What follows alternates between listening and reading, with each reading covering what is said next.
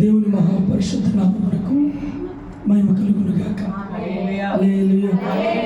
ఈ ఉపవాస ఉద్యమ ప్రార్థన పండుగలలో ఈ మొదటి రోజున రెండవ సభలో ప్రభు మనందరినీ ఉచ్చారణను బట్టి దేవునికి నేను ఎంతగానో రుణస్థులై ఉన్నాను. దేవుని నామని ఎంతగానో గణపరుస్తూ ఉన్నాను. దేవునికి స్తోత్రం. హల్లెలూయా. ప్రభువు ఈ నూతన సంవత్సరంలో ఈ జనవరి మాసంలో ఇంచుమించు ఆఖరి దినములో ప్రభు మనల్ని ప్రవేశపెట్టారు. వినాలి, మాట్లాడి. ఈ ఆఖరి దినములలో మనం ఆలోచన చేసినప్పుడు ప్రభు మన పక్షాన్ని ఎంతగా ఆయన సహాయం చేసే దేవుడిగా ఉన్నాడో ఆలోచిస్తే తెలుస్తుంది. దేవునికి స్తోత్రం. హల్లెలూయా. కాబట్టి సమయాన్ని వృధా చేసుకోకుండా త్వరగా వాక్య సందేశానికి మనం వెళ్ళిపోదాం. దయచేసి గమనించండి, రేపటి దినము పగలు మనకి ఉపవాస ప్రార్థన జరుగుతుంది. రేపటి రాత్రి కాలంలో ఆల్రెడీ ప్రేయర్తో పాటు క్షమించాలి ఉపవాస ప్రార్థనతో పాటు ఆల్రెడీ ప్రేయర్ జరుగుతుంది. ఆల్రెడీ ప్రేయర్తో పాటు దేశ క్షేమం కోసం కూడా ప్రార్థన జరుగుతుంది. ఎల్లుండి మనకి ఆదివారపు ఆరాధన, బలారాధన, ప్రేమ విందు ఇవన్నీ ఉంటున్నాయి. అందరూ గమనించాలని ప్రభు పేరిట మనం చేస్తూ ఉన్నారు. దేవునికి స్తోత్రం. నేను అందరూ మిమ్మల్ని ఒక మాట అడిగాను. ఈ ఉపవాస ఉద్యోగ పండుగలకే మనోళ్ళు ఎలా ఉంటే 21 రోజుల ఉపవాస ప్రార్థన పండుగలు జరిగినప్పుడు ఎలా ఉంటారు ఆలోచించాలి కొంచెం. ఎందుకు ఈ విషయాన్ని జ్ఞాపకం చేస్తానంటే, ఈ నూతన సంవత్సరంలో అయినా బుద్ధి మారకపోతే, మనసు మారకపోతే, జీవితం మారకపోతే పరలోక రాజ్యానికి వెళ్ళే వారిలో మనం ఉంటామా ఆలోచించాలి. నేను గత 2025 సంవత్సరం డిసెంబర్లో చెప్పాను, అందరూ కూడా ఆదివారం వచ్చినప్పుడు గుప్పెళ్ళు అంటే అంత ఏంటి వచ్చినప్పుడు బియ్యాలు తీయండి అని చెప్పారు. అసలు తీస్తున్నారు ఆదివారం? కూరగాయల్లో తీయండి అని చెప్పారు. తీస్తున్నారా? దేవునికి స్తోత్రం. చెప్పండి హల్లెలూయా. నేను మళ్ళీ చెప్తాను, ఎందుకంటే దేవునికి మనం ఏదైతే ఒడంబడిక చేసుకున్నామో అది మనం ఇచ్చినప్పుడే ప్రభు మనకి ఇస్తాడు. హల్లెలూయా.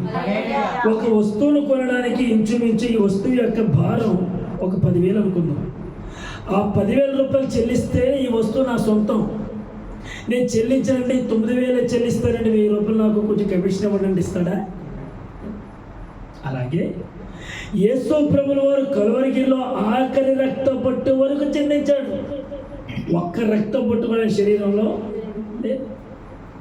అంటే ఆలోచించండి, ఆఖరి వరకు ఆయన శిలువలో రక్తపు బొట్టు వరకు చిందించాడంటే ఆఖరి క్షణం వరకు మన కోసం ఎంత ఆలోచించుంటాడు ఆయన. ఆమేన్ చెప్పండి. హల్లెలూయా. కాబట్టి దృష్టిలో పెట్టుకుందాము, దేవుని దగ్గర మనం ఏదైతే ఒడంబడిక చేసుకున్నామో ఆ ఒడంబడిక ప్రకారంగా ముందుకు కొనసాగుతాం. దేవునికి స్తోత్రం. యాక్చువల్లీ నూతన సంవత్సరంలో ఇంటి దగ్గర ప్రార్థన కూడా జరగాలి. మరి చెప్తానని చెప్పారు. ఈ జనవరి మాసం వెళ్ళిపోతుంది. మేబీ దేవుడు మీ మనసు మారితే ఫిబ్రవరి నెలలో జరగడానికి ప్రభు కృప చూపును గాక. దేవునికి స్తోత్రం. మళ్ళీ చెప్తున్నాం, బలవంతం ఏమీ లేదు. మళ్ళీ చెప్తున్నా, మీరు మీ జీవితాల్లో కుటుంబాల్లో కొత్త ఎదుగుడిని ఏర్పాటు చేసుకోకపోయినా బలవంతం లేదు, చెప్పడం మా వరకు అంతే. దేవునికి స్తోత్రం. చెప్పండి హల్లెలూయా. ప్రభు చేసేటువంటి కార్యాలైన ఎలాగైనా చేస్తారు, తన పిల్లలైన ఎలాగైనా పోషిస్తారు. రండి వాక్య సందేశానికి వెళ్ళిపోదాం. యోవేలు గ్రంథము 1వ అధ్యాయము 14వ వచన భాగం. యోవేలు గ్రంథము 1వ అధ్యాయము 14వ వచన భాగం. ఉపవాస దినము ప్రతిష్ఠించండి, వ్రత దినము ఏర్పరచుడి, యెహోవాను బతిమాలుకొనుటకి పెద్దలను దేశములోని జనులందరినీ మీ దేవుడైన యెహోవా మందిరంలో సమకూర్చుడి. దేవునికి స్తోత్రం. చెప్పండి హల్లెలూయా. హల్లెలూయా. పరిశుద్ధమైన మా తండ్రి, నీకు వందనాలు. కొద్ది నిమిషాలు ఈ మాటలు ధ్యానించుండగా మీరే నాతో మాతో అందరితో సూటిగా తండ్రికి మాట్లాడి బలపరిచి నడిపించమని ఇచ్చిన అందరూ దీవించమని యేసుక్రీస్తు నామములో అడిగి పొందుకుని ఉన్నాము మా పరమ తండ్రి. ఆమేన్. దేవునికి స్తోత్రం. మొట్టమొదటిగా అవకాశం ఇచ్చిన నా దేవత దేవుని హృదయపూర్వక వందనాలు చెల్లిస్తూ ఉన్నాను. రెండవదిగా చేరి కూడా వచ్చిన మీ అందరికీ నా ప్రత్యేకమైన వందనాలు. అందరికి వందనాలండి. ప్రార్థన చేయండి. వాక్యం చెప్తుంటే ప్రభు స్వరం ఇస్తారు. దేవునికి స్తోత్రం. తినేసి కూర్చుంటే స్వరం రాదు, వస్తుందా? దేవునికి స్తోత్రం. హల్లెలూయా. ఎందుకు ఉపవాస ఉద్యోగ ప్రార్థన పండుగలు ఏర్పాటు చేసుకున్నాం? ఎవరికైనా అవగాహన ఉందా? ఎందుకు ఏర్పాటు చేయాలి? ఒకవేళ ఎవరైనా మీ దగ్గరికి వచ్చి అయ్యా ప్రతిరోజు 3 పూటలు భోజనం ఎందుకు తింటున్నావు అని అన్నారు అనుకోండి, ఏ సమాధానం? Very good. దేనికి? బ్రతకడం కోసం. ఒకవేళ ఎవరైనా మీ దగ్గరికి వచ్చాయా ఒకరోజు పనికి వెళ్ళకపోతే ఎంతో మదన పడుతున్నావు, వేదన పడుతున్నావు, ఎందుకంతగా వేదన పడుతున్నావు ఎవరైనా అడిగారు అనుకోండి, ఏం చెప్తారు?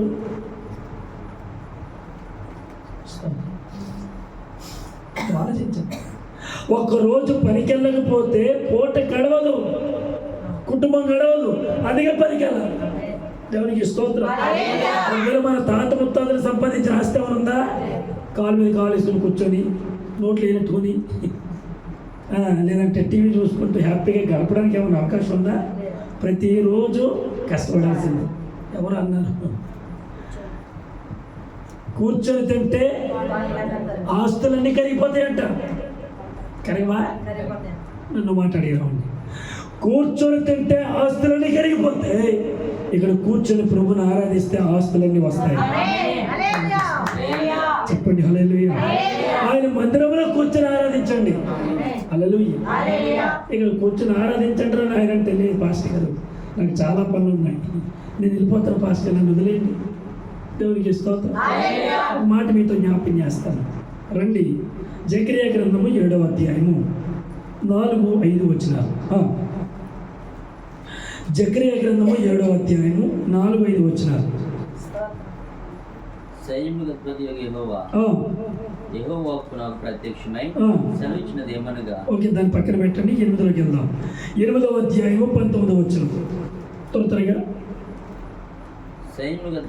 సైన్యములకు అధిపత్యగు యెహోవా ఆజ్ఞ ఇచ్చినదేమనగా, 4వ నెలలోని ఉపవాసము, 5వ నెలలోని ఉపవాసము, 7వ నెలలోని ఉపవాసము, 10వ నెలలోని ఉపవాసము. దేవునికి స్తోత్రం. ఎన్ని నెలలంట? 1 4వ నెలలో ఉపవాసం. 4వ నెల ఏ నెల? చెప్పండి గట్టిగా.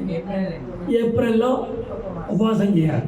అందుకే చెప్పారు ఏప్రిల్లో 21 రోజులు ఉపవాసం. దేవునికి స్తోత్రం.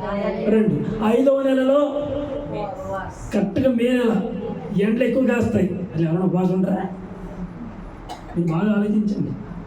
దేవుడు రాయించినటువంటి ఈ యొక్క మాటలను కూడా మనం ఆలోచన చేస్తే, దేవుడు పెట్టినటువంటి కండిషన్స్ కానీ లేదంటే దేవుడు ఆజ్ఞాపించిన ఈ మాటలన్నీ కానీ దేవునికి ఎవరైతే ప్రార్థన చేస్తున్న భక్తులు చేస్తే కింద రాయబడిన మాటలు ఆయన ఏమి ఇవ్వాలో అది ఇస్తాడు. దేవునికి స్తోత్రం. కఠిన కాలంలో చేయాలి ఉపవాసం. గొడ్డు కాలం అంటారు చూసారా, చెయ్యాలి. ఆడపిల్ల పుట్టిన తర్వాత ఆ తల్లిగారికి ఎన్ని రోజులు భోజనం పెట్టమ్మా? అసలు ఎప్పుడైనా గమనించా? 3 రోజులు కట్టుకు ఉపవాసం చేస్తారు తల్లి. ఏమి తిందో మాట్లాడండి అండి, ఎందుకు పెట్టరండి? దేవునికి స్తోత్రం. మేడవరంలో ఒక సంఘ బిడ్డ ఉంటే ఆ బిడ్డ నవమాసం అయిపోయి ధర్మాస్పత్రి తీసుకొచ్చారు. భీమవరం గవర్నమెంట్ హాస్పిటల్కి వెళ్ళారు. ఆపరేషన్ అయిపోయింది. ప్రార్థన చేయడానికి రమ్మన్నారు. వెళ్ళాం.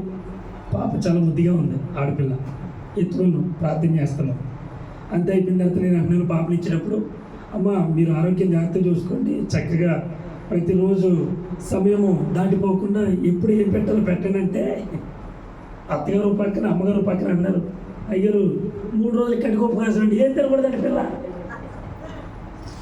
నాకు తెలియదు కదా, తెలియదు. నేను ఏమనండి, అమ్మ మీకు ఆరోగ్యం జాగ్రత్తగా చూసుకోండి, ఏ టైంకి ఏ పూట ఏం పెట్టాలని పెట్టండి అమ్మ అన్న.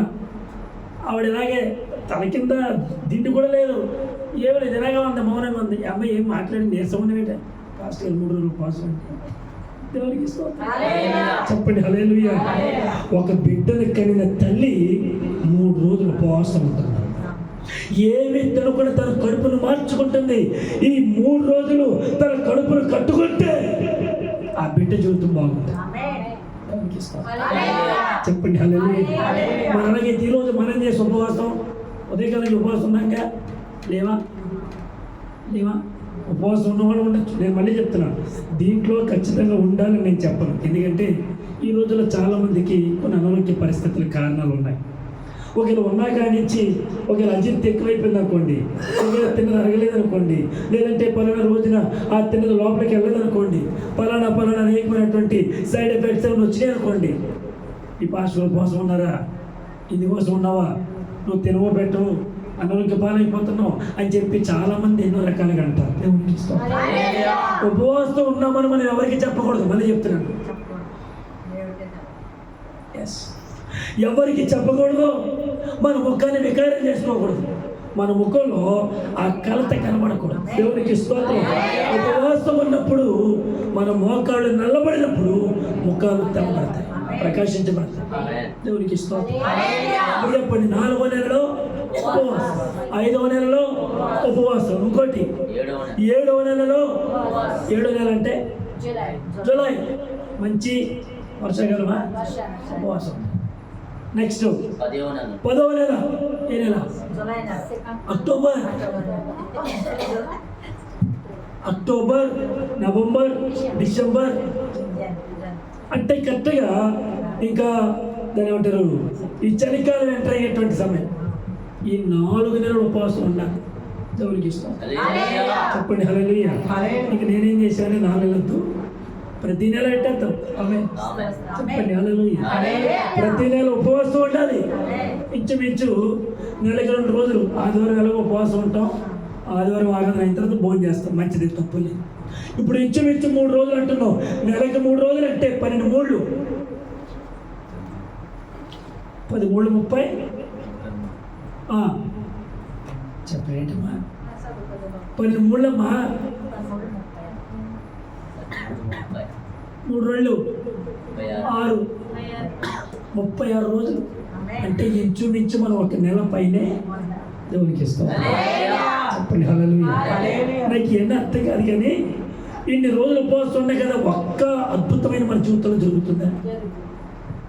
జరగాలి, జరుగుతున్నాయి. దేవునికి ఇష్టం.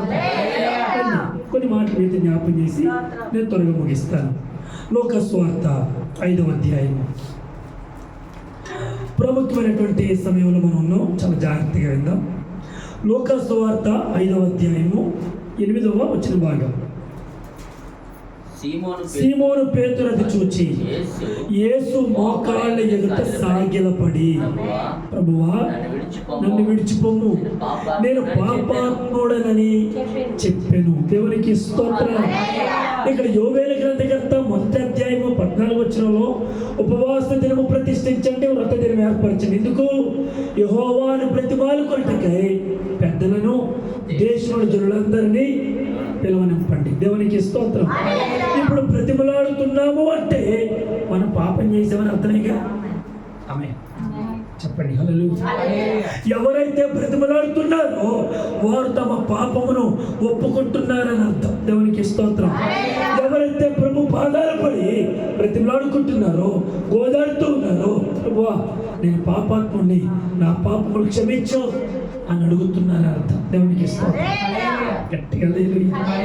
ఒక విధంగా పిల్లలు ఏదైనా తప్పు చేశారనుకోండి, పెద్దవాడు ఒక బెత్తం తీసుకోగానే అనుకోకుండా ఏడుపొచ్చేస్తారు. రాదా పిల్లలు? మా స్వీట్ని ఉదాహరణకి తీసుకోండి. ఒక్క మాట అంటే చాలు, కొట్టక్కర్లు ఏమనక్కర్లు, జస్ట్ ఒక్క మాట అంటే చాలు అనుకోకుండా బడబడ వచ్చేస్తాయి. అప్పుడు ఒక దెబ్బ ఎంత అవుతాయి.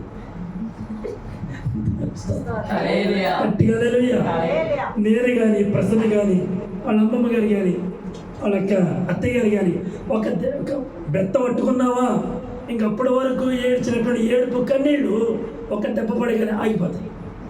ఇది కొడితే వచ్చే నీళ్ళు కాదు, ఒక మాట అంటే వచ్చే నీళ్ళు. దేవునికి ఇష్టం. అప్పుడప్పుడు నేను ఆలోచిస్తూ ఉంటా, మా స్వీటీ పేరు షారోన్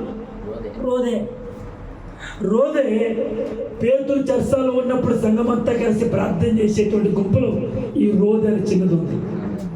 ఏడ్చింది, కన్నీరు కాచింది, ప్రార్థన చేసింది. అందుకేనేమో అనుకోకుండా నీళ్ళని వచ్చేది. అది అనగం నవ్వుకుంటే వెళ్ళిపోతుంది. దేవునికి ఇస్తాం. ఇక్కడ గమనించండి, ఉపవాసం చేసేటప్పుడు మనం చేసినటువంటి పాపాలు గుర్తు రావాలి, మన దోషాలు గుర్తు రావాలి, మన కుటుంబపరమైన దోషాలు, సంఘపరమైన దోషాలు, వీటన్నిటిని గుర్తు చేసుకుంటున్నప్పుడు ప్రభు మోకాళ్ళ మీద పడడం మనకు మంచిది. ప్రభు మోకాళ్ళ మీద పడి ఏడవడం మనకి మంచిది. ఇక్కడ గమనించండి, ఇక్కడ పేతురు యేసు ప్రభు మోకాళ్ళ ఎదుట సాగిల పడ్డాడు. దేవునికి స్తోత్రం. ఎందుకు సాగిల పడ్డాడు? మనమందరూ ఎందుకు ఉపవాసం చేస్తున్నాం? ఈ ఉపవాసం చేయడం ద్వారా కలిగేటువంటి ప్రయోజనాలు ఏంటి, వచ్చేటువంటి లాభాలు ఏంటి, వీటన్నిటి గురించి మనం ఆలోచన చేస్తే చదవండి 5వ అధ్యాయము మొదటి నుంచి కొన్ని మాటలు. దేవుని వాక్యం వినుచు ఆయన మీద పడుచుండగా ఆయన గెన్నెసరెత్తు సరస్సు తీరమున నిలిచి ఆ సరస్సు తీరమున 2 దోణులను చూచి జాలరులు వాటిలో నుండి దిగి తమ వలలు కడుగుచుండేది. దేవునికి స్తోత్రం. ఇక్కడ ఆలోచించాల్సిన విషయం, ఉపవాసం అనేది మనలను దేవునికి దగ్గరగా చేస్తుంది. ఉపవాసం మనలను దేవునికి దగ్గరగా చేస్తుంది.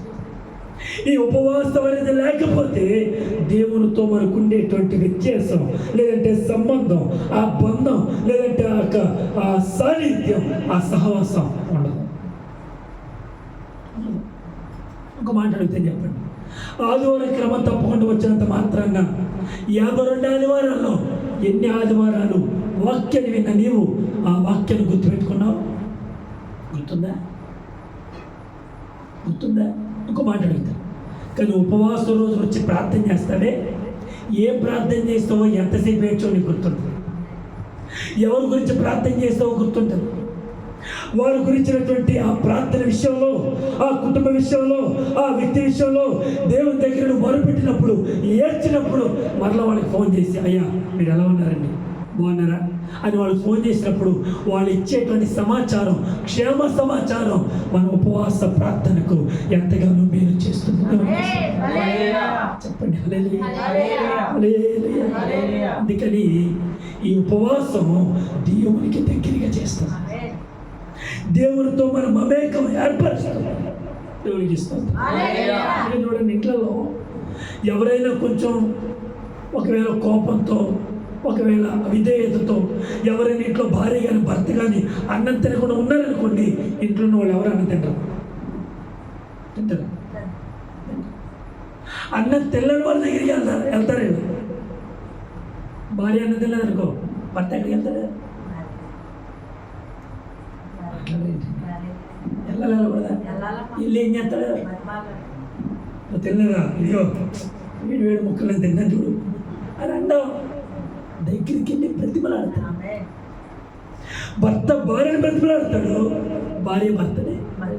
ఏమండి ఏ పర్లేదు రండి, తగ్గిపోతాను, రండి ఫోన్ చేస్తాను.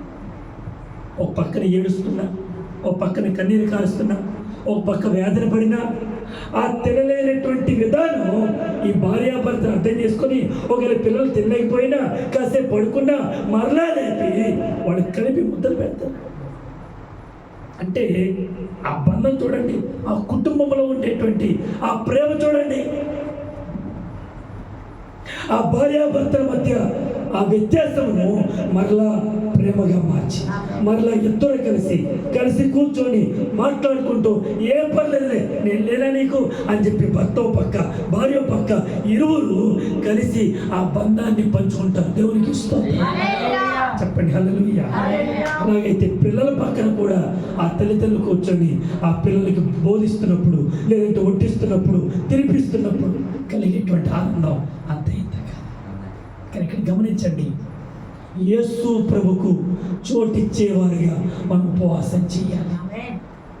యేసు ప్రభుకి మనం చోటు ఇవ్వకపోతే ఎంతో ఉపవాసం చేసిన వేస్ట్.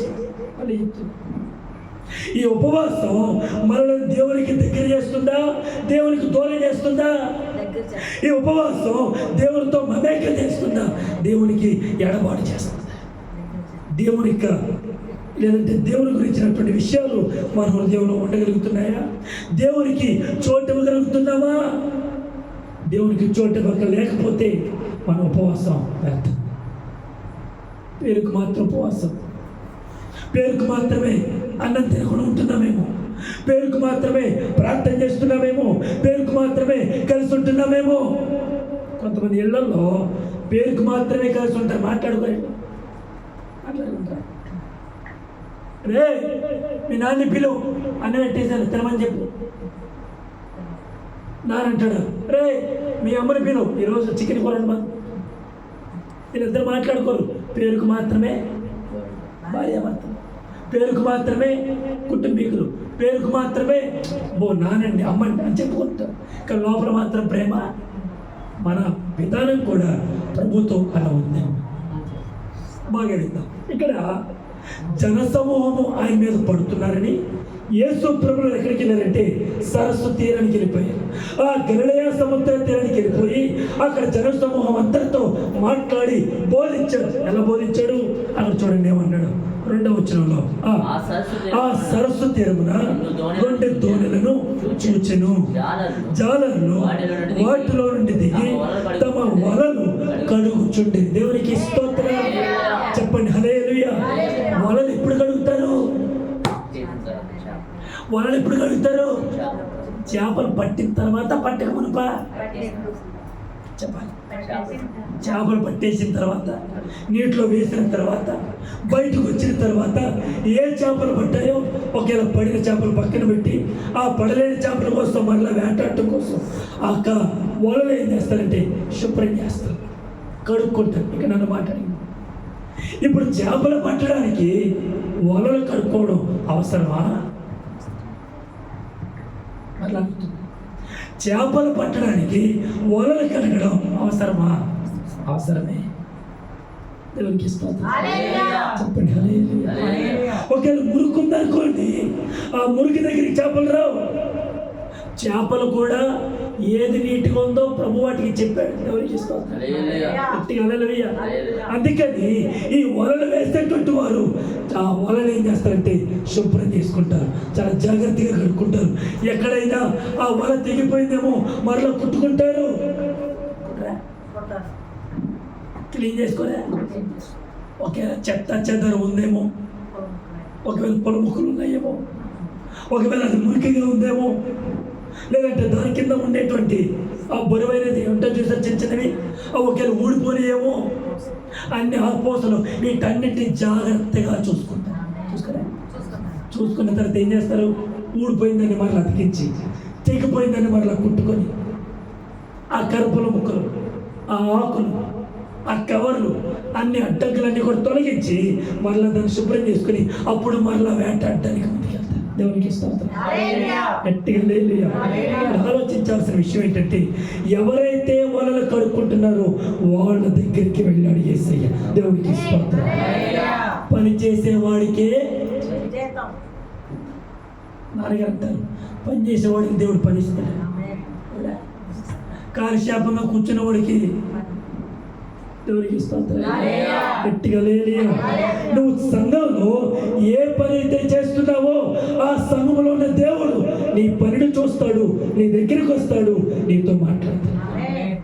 నువ్వేం చేయాలి? సంఘంలో మాట్లాడట్లేదు, పని చేయాలి. ఫర్ ఎగ్జాంపుల్ మీరు ఆలోచించండి, దావీదు గారికి వంట బాగా వచ్చు, ఆ పనిలో ఉండిపోయాడా? పాటలు బాగా పాడట్లేదా? పోనీ ఆ పనిలో ఉండిపోయాడా? పెయింటింగ్ వేయట్లేదా? మీరు బాగా ఆలోచించండి. పని చేసేవాడికి దేవుడు పనిస్తాడు. ఆమేన్. దేవునికి స్తోత్రం.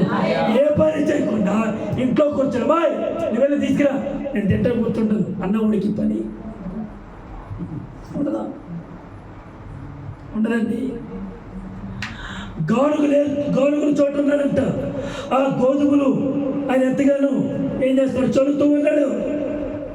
గిద్యోను ఆ పని చేస్తున్నటువంటి గిద్యోని నా ప్రభు చూచాడు, దేవదూతను పంపించాడు.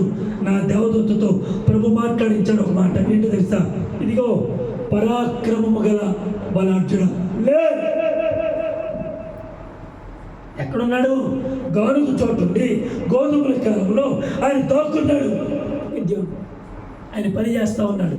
ఆ పని చేస్తున్న గిద్యోనికి ఇప్పుడు పరాక్రమం గల బలార్జుడా రా, యుద్ధం చేయాలి అని చెప్పి యుద్ధ నైపుణ్యతను నడిపించాడు ప్రభు. దేవునికి చెప్పండి హల్లెలూయా. ఈ దోణులు ఎవరివో నా దేవునికి తెలుసు. ఆయన హృదయరాస్తలేగిన దేవుడు. ఈ వలలు కడుగుతున్న వారి దగ్గరికి నా ప్రభు వెళ్ళాడు. ఇప్పుడు ఆ ఇద్దరు దోణెలలో ఒక దోణి చూచాడు.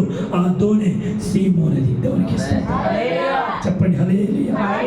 ఆయన ఆ దోణెలలో సీమోనుదైన ఒక దోణి ఎక్కి దరి నుండి కొంచెము త్రోయమని అతనిని అడిగి కూర్చుండి దోణిలో నుండి జన సమూహములకు బోధించుచుండెను. దేవునికి స్తోత్రం.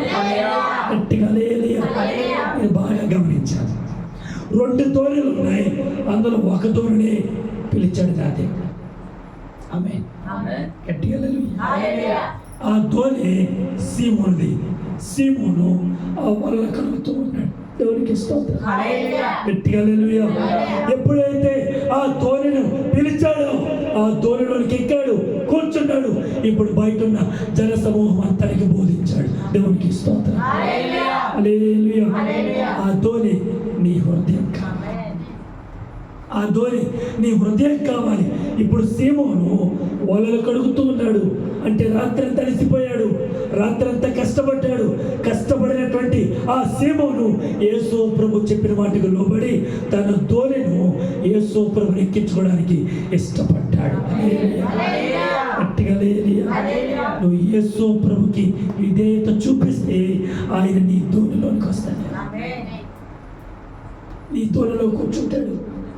నీ హృదయం అనేటువంటి దోణిలోనికి వస్తాడు. ఏం చేయాలి? విధేయత చూపించాలి. విలువ ఇవ్వాలి. విలువ ఎలాగిస్తావు? ఈ ఉపవాస ప్రార్థన ద్వారా నా ప్రభునికి విధేయతనిచ్చును గాక, నీకు విలువనిచ్చును గాక, నీ హృదయమైనటువంటి దోణిలో నా ప్రభు కూర్చుండును గాక. నన్ను మాట అడిగినండి, కూర్చున్నటువంటి యేసు ప్రభు ఊరికే కూర్చున్నాడా? చెప్పాలి. కూర్చున్నాడా? కూర్చుని యేసయ్య బోధించడం మొదలుపెట్టాడు, మాట్లాడటం మొదలుపెట్టాడు. నువ్వు దేవునికి చోటిస్తే ఆయన నీతో మాట్లాడతాడు. ఆయన నీతో మాట్లాడతాడు. ఖచ్చితంగా మాట్లాడతాడు. బాగా వినాలి. ఇప్పుడు సీమోను మనసులో అనుకుంటూ ఉన్నాడు, అసలే రాత్రి తలిసిపోయాను, చాలా కష్టపడ్డాను, రాత్రి తలిసిపోయి నిద్ర వచ్చేస్తా ఉంది, ఏదో వాళ్ళు శుభ్రం చేసుకుని వెళ్ళిపోదామని లోపు యేసు ప్రభు వచ్చాడేంట్రా, అందులో నా దోణి అడిగాడేంట్రా, వాడు దోణి అడిగిన యేసు ప్రభు త్వరగా ముగిస్తాడనుకుంటే బోధిస్తున్నాడేంట్రా అని అనుకుంటూ మనసులో కలత చెందాడేమో, బాధపడ్డాడేమో, వేదన చెందాడేమో. ఒకవేళ త్వరగా ముగించుకొని ఇంటికి వెళ్ళిపోయి కాసేపు భోజనం చేసి పడుకుందాం అనుకున్నాడేమో. కానీ యేసు ప్రభు ఏమని మాట్లాడుతాడో తెలుసా? చదవండి 4వ వచనం. ఆయన బోధించుట చాలించిన తరువాత నీవు దోణెను లోతునకు, బాగా నీవు దోణెను లోతులకు నడిపించావు. ఎవరండి? యేసు ప్రభు అన్నాడు. ఎవరితో? పేతురుతో. ఏమని? నీవు నీ దోణెను లోతునకు, లోతునకు. ఉదాహరణకి ప్రార్థనాశ్రమం ఇచ్చేసిన తర్వాత మీరందరూ ఎక్కడికి వెళ్ళాలనుకుంటారు? మాట్లాడండి. నాకు వాయిస్ రావట్లేదు, మీకు అట్లా చెప్పండి. ఇంటికి వెళ్ళి కాసేపు నేను ఏం చేస్తానంటే ప్రార్థన అయిన తర్వాత మరలా మీ అందరితో ఒక చిన్న మీటింగ్ పెట్టి వాక్యం ఏం చెప్పండి, కాసేపు మాట్లాడతాను అనుకో. మీరేమంటారు? వెరీ గుడ్, మా మాటలేండి చెప్పచ్చు, పాస్టర్ గారు ప్రార్థన అయిపోయింది వదిలేండి అంటారా? ఒకవేళ మొహమాట ఏదో వచ్చి పాస్టర్ గారు ఏం మాట్లాడిందా, ఏం చేద్దాం నాన్నగారు అంతే ఈయనంతే, ఏం చేద్దాను అని అనుకుని వింటారేంట్రా? ఒకవేళ చెప్పలేకపోయినా దేవునికి ఇష్టం. పేతురు మనసు కూడా అలాగే ఉంది. చెప్పుకోలేకపోతున్నాడు, బయటికి మాట్లాడలేకపోతున్నాడు. కానీ యేసు ప్రభు అన్నాడు, నీ దోణిను లోతులకు నడిపించు. ఎక్కడికి వెళ్ళాలి? లోతులకు నడిపించు. బాగా వినాలి. యేసు ప్రభు ఎప్పుడైతే చెప్పాడో మారు మాట మాట్లాడకుండా ఆ దోణిను లోతులకు నడిపిస్తున్నాడు. దేవునికి చెప్పండి హల్లెలూయా. అంటాను. ఆ విధేయత ఎలా వచ్చిందంటారు? యేసు ప్రభు బోధించిన ద్వారా తన హృదయం మారింది, తన అంతరంగం మారింది, తన పద్ధతులు మారిపోయాయి, తన హృదయ తలుపులు మారిపోయాయి. యేసు ప్రభు బోధకు లోబడిపోయాడు. లోబడిన ఈయన ఇప్పుడు యేసు ప్రభు చెప్పిన మాటకు విధేయత చూపించి ఆ దోణిను లోతులకు నడిపించాడు. బాగా వినండి. యేసు ప్రభు చెప్పిన మాట ఊరికినే కాదు, అక్కడ రాస్తున్నాడు. లోతులకు నడిపించిన తర్వాత ఆయన అంటాడు, చేపలు పట్టుటకు మీ వలలు వేయుడి అని సీమోనుతో చెప్పగా, దేవునికి స్తోత్రం. హల్లెలూయా. లోతులకు యేసు ప్రభు ఎందుకు నడిపిస్తున్నాడు రా బాబు అని అనుకుంటూ ఉన్నాడేమో సీమోను. ఇప్పుడు అన్నాడు, మీ వలలు శుభ్రం చేసుకున్నారుగా, మీ వలలు శుభ్రం చేసుకున్నారుగా, ఆ శుభ్రం చేసిన వలలు ఇప్పుడు మీరు ఏం చేస్తారంటే చేపలు పట్టడానికి, చెప్పండి, చేపలు పట్టడానికి వలలు వేయండి. దేవునికి స్తోత్రం. చెప్పండి హల్లెలూయా. అసలు మీరు బాగా ఆలోచించండి.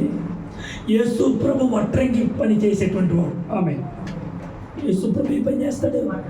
వడ్రంగి పని. చెక్కలు ఉంటాయి కదా, ఆ వడ్రంగి పని చేస్తాడు. వడ్రంగి పని చేసే వారికి చేపలు ఎక్కడ ఉంటాయి తెలుసా? బాగా తెలుసా? బాగా వినండి.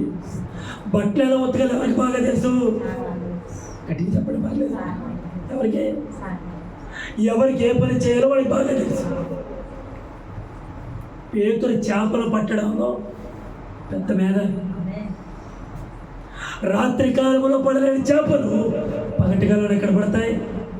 బొరతకు పల్లి చేస్తాడు యేసు ప్రభు. వాడు ఏమంటాడేంటి? చేపలు పట్టమంటాడేంటి? ఎందుకులే అని అనుకున్నాడేమో, వేయెత్తులే అని అనుకున్నాడేమో. కానీ యేసు ప్రభు చెప్పిన తర్వాత అక్కడ రాయబడిన మాట చూడండి. అక్కడ అంటున్నాడు 5వ వచనంలో, సీమోను ఏలినవాడా, రాత్రంతయు ప్రయాసపడితిమి, మాకేమీ దొరకలేదు, అయినా నీ మాట చెప్పున దేవునికి స్తోత్రం. వేయకూడదని నిర్ణయించేసుకున్నాడు, నేను చేయను అనుకున్నాడు. కానీ చివరిలో మాట ఉంది, సీమోను అయినను నీ మాట చెప్పున. హల్లెలూయా. అందుకని పెద్దల మాట ఎంత చెప్పినా వినాలి. పెద్దలు అందుకే అంటారు, వినరా బాబు. కొంతమందికి చాదేస్తాం ఎక్కువ, ఈ పెద్దోళ్ళకి చాదేస్తాం ఎక్కువరా ఎందుకు అని అనుకుంటారేమో, కానీ వినాలి. ఎందుకు? ఏదైనా మంచి జరుగుతుంది. దేవునికి ఇస్తాం. చెప్పండి హల్లెలూయా. ఇప్పుడు యేసు ప్రభు మాట ఎప్పుడైతే విన్నాడో ఇంకో మాట అంటున్నాడు, నీ మాట చొప్పున అలా చేస్తానయ్యా. దేవునికి ఇస్తాం. ఎప్పుడైతే వలలు వేయగానే, బాగా వినాలి, ఎప్పుడైతే వలలు వేయగానే పట్టజాలనంత, అక్కడ రాయబడిన మాట నీ మాట చొప్పున వలలు వేతన నాయకుతో చెప్పాను, వారు అలాగూ చేసి విస్తారమైన చేపలు పట్టేది. దేవునికి స్తోత్రం. హల్లెలూయా. ఎన్ని పట్టారంట? చెప్పండి గట్టి. ఎవరి మాట చొప్పున? ఆయన మాట చొప్పున మన హృదయంలో చోటించామనుకోండి, మన హృదయంలో విస్తారమైన దేవుని కలుగుతాయి, విస్తారమైనటువంటి ఆశీర్వాదాలు కలుగుతాయి. అది భూ సంబంధమైనవి కావచ్చు, పర సంబంధమైనవి కావచ్చు, ఆత్మ సంబంధమైనవి కావచ్చు, ఏదైనా ఆయన మాట ద్వారా.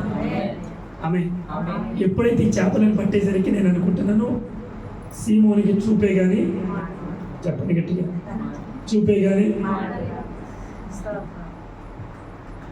దేవుడు నీ జీవితంలో ఎలాంటి ఆశీర్వాదాలు కలిగించాలో ఆయన కలిగిస్తాడు. మనల్ని ఎవరైతే ఏడిపిస్తున్నారో, బాధ పెడుతూ ఉన్నారో వాళ్ళకి మన పట్ల జరిగేటువంటి కార్యాలు చూసి చూపే కానీ. అక్కడ ప్రార్థన చేశాను, ప్రభా ఏసాంటి గారి యొక్క పాప జీవితంలో నువ్వు ఏ కార్యం చేస్తావు? ఒక మంచి అబ్బాయి, మంచి పడిగట్లు కలిగిన అబ్బాయి, మంచి భక్తి కలిగిన అబ్బాయి, నేను అన్నీ అన్నాను. చెప్పండి హల్లెలూయా. ప్రార్థన వినాలండి. ఆ దేవుడు ప్రార్థన వింటాడు. నువ్వు ఏ మాట పలికవు అన్నీ వింటాడు. అందుకే నీ పిల్లల విషయంలో నువ్వు మంచిగానే ప్రార్థన చేయాలి, నీ కుటుంబ విషయంలో ప్రార్థన చేయాలి. నీకు ఎవరు కావాలో అన్ని లిస్టు రాసాయని చెప్పాలి. ఆమె ఇశ్రాయేలీలు నాకు మాంసం కావాలని అడిగారు, ఇవ్వలేదా? మాంసం కావాలని ఇవ్వలేదా? నీళ్ళు కావాలన్నాడు, ఎక్కడి నుంచి? బండలో నుంచి ఇచ్చాడు నీళ్లు. నువ్వు ఏది అడుగుతున్నావో పర్టికులర్గా అడగాలి, అది నీ పిల్లలకి తెలియాలి. దేవునికి స్తోత్రం. చెప్పండి హల్లెలూయా.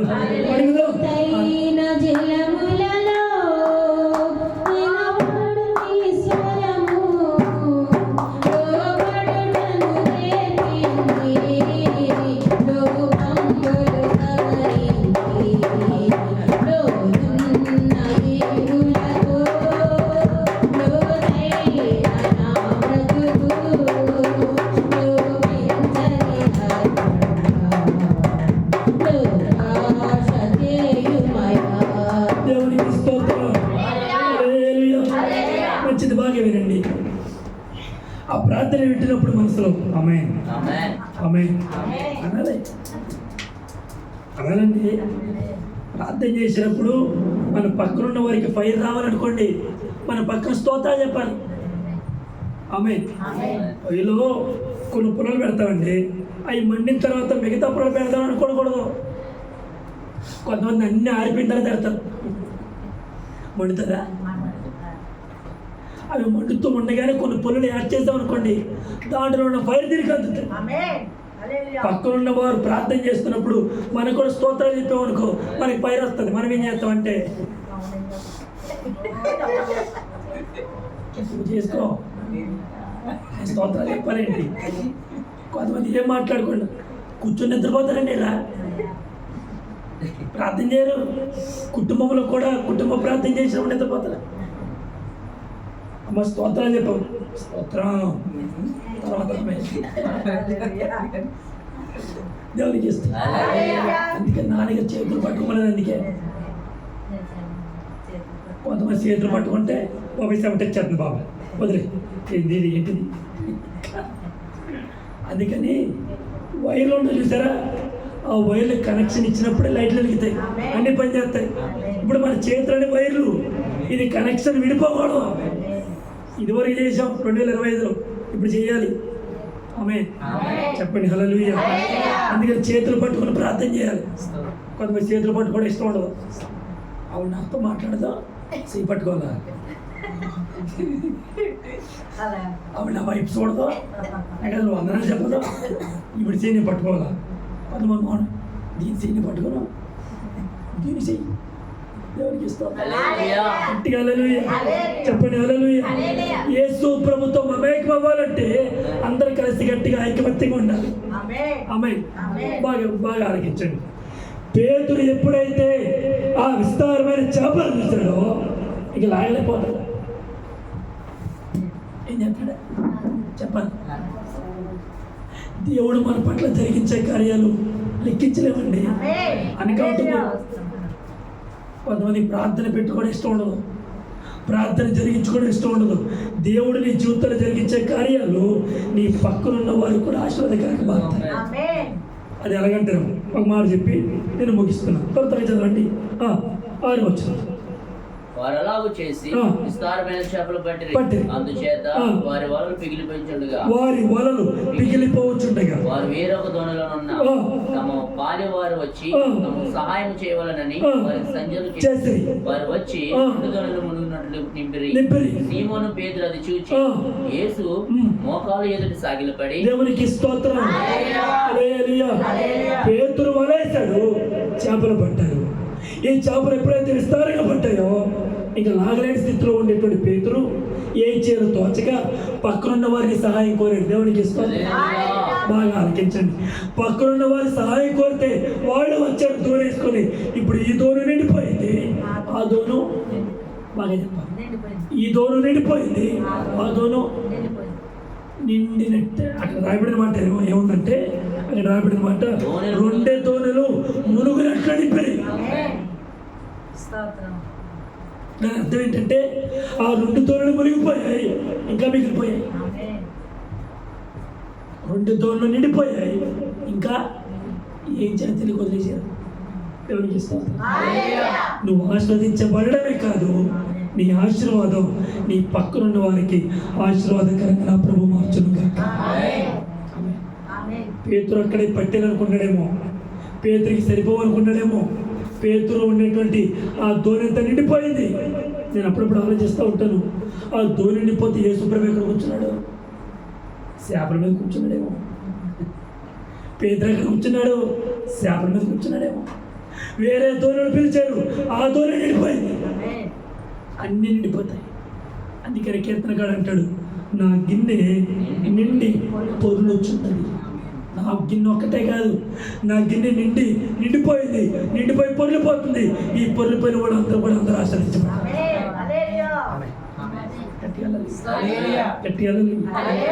కింద అంటున్నాడు, ఇవన్నీ అయిపోయిన తర్వాత యేసు ప్రభు మోకాలు ఎదుట సాగిలపడి ప్రార్థన చేస్తాను. ప్రభు నేను పాప,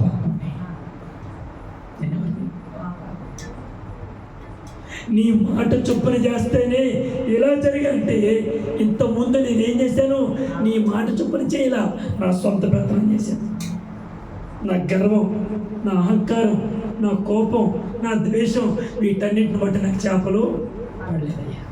దయచేసి నాకు క్షమించు. ఎప్పుడే గుర్తుపెట్టుకోండి, మన సొంత పెత్తనాలు ఎప్పుడు మనకి మంచి మేలు చేయవు, దేవుడు అక్కడే మేలు చేస్తాడు. ఎప్పుడు మన సొంత పెత్తనాలు చేయకూడదు, దేవుడి మీద ఆధారపడాలి.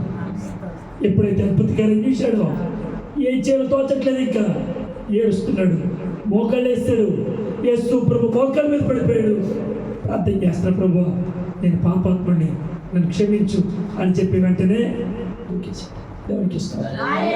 ఈ ఉపవాస ప్రార్థన ద్వారా మనం నేర్చుకోవాల్సిన విషయాలు, దేవుని బ్రతిమలాడుతున్నామంటే దేనికోసమో తెలుసా?